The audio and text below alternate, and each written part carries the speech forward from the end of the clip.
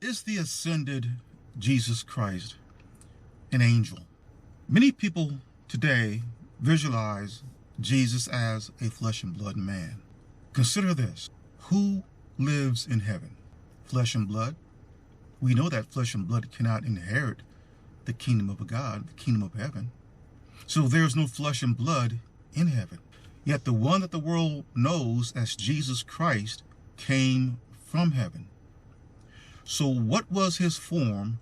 What was he when God sent him into the world of mankind? He could have only been one thing, an angel.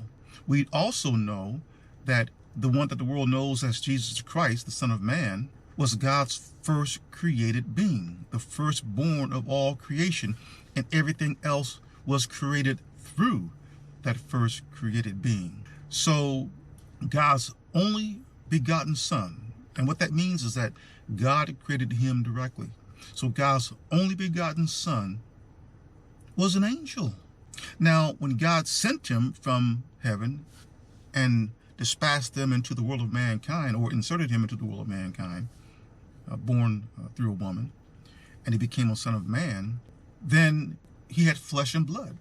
But when he died, what happened? Where did he go? He returned back into the place from where he was sent. So since he returned back to that place, that's heaven, what is he now? He would have resumed the form that he had when he was first sent. So at present, as we speak, the one that the world knows as Jesus Christ is an angel, God's only begotten Son. He is the chief angel. There's only one archangel identified in the Bible, and we're even given his name, Michael. This is in the book of Jude. The ascended Christ, his name in heaven before he was sent was Michael. His name now that he has gone back into heaven is Michael. Jesus was not the name that he had in heaven. That's the name that he was given when he became a man on earth. If you go to Acts chapter 1, verses 9 through 11, we read, and this is referring to Christ's ascension. After he said this, he was taken up before their very eyes, and a cloud hid him from their sight. It is interesting to me that the word cloud is used, and that a cloud hid the ascended Christ from their sight. These were the men of Galilee who were staring up into the sky, as you're going to see in a few moments. On a very cloudy day, you might hear an airplane up there in the sky, but can you see it? No, because clouds will hide an aircraft from your sight. So here at verse 9, we're told here that a cloud hid him from their sight. So that a cloud hid the ascended Christ from their sight, these men looking on. When Christ ascended into heaven, it was invisibly. He was in a cloud, symbolizing invisibility. Let's continue here to verse 10. They were looking intently up into the sky. Looking intently is like they're trying to see what they can see.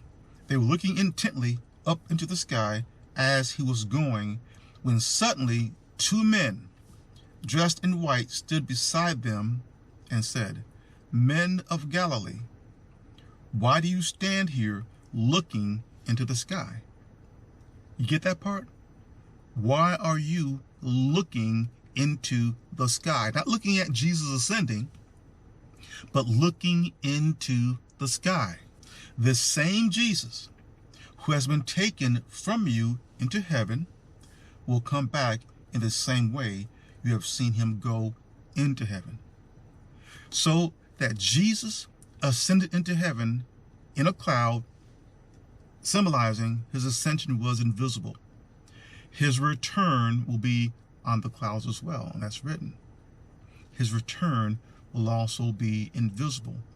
You can't see something that's invisible, so you are not going to know. We're not going to know when his return takes place, and that's what he says there at Matthew chapter 24, verse 36, and Matthew chapter 24, verse 42, and at Acts chapter 1, verse 7.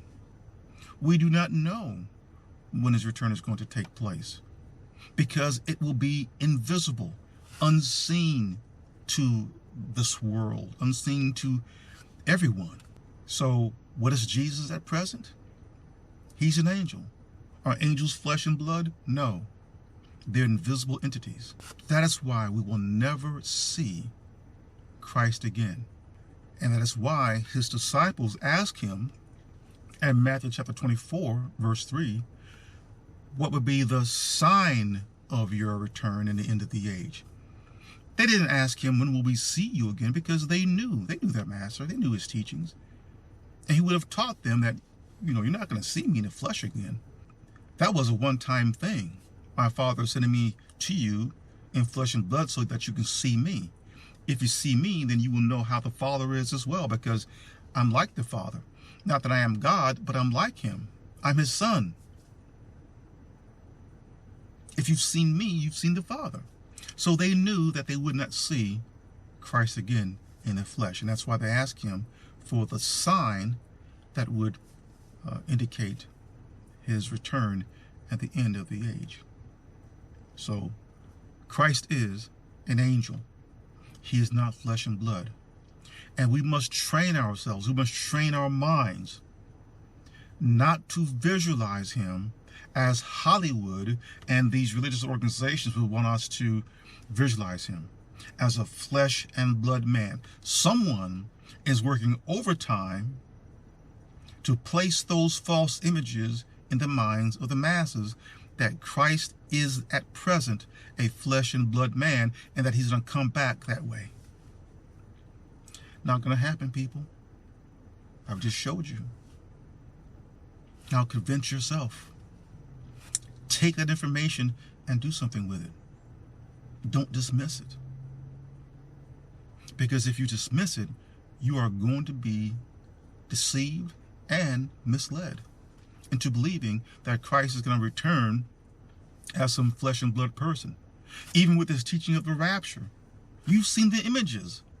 There are images of people floating up into the sky, meeting a flesh and blood man in the sky, dressed in a white robe, a literal white robe. Understand that many of the things that we read about in this book called the Bible are symbolisms. And as I've stated in previous videos, there is scripture in the Bible, but the Bible is not scripture. How can that be? Because everything in the Bible is not God-breathed. Satan's utterances in the Bible are not breathed by God. They're breathed by Satan, the devil. But just know this, that Christ at present is an invisible angel. He is the most powerful angel in heaven, the only begotten Son of God, the chief angel, and his name is Michael. This is R. Jerome Harris. Thank you for listening.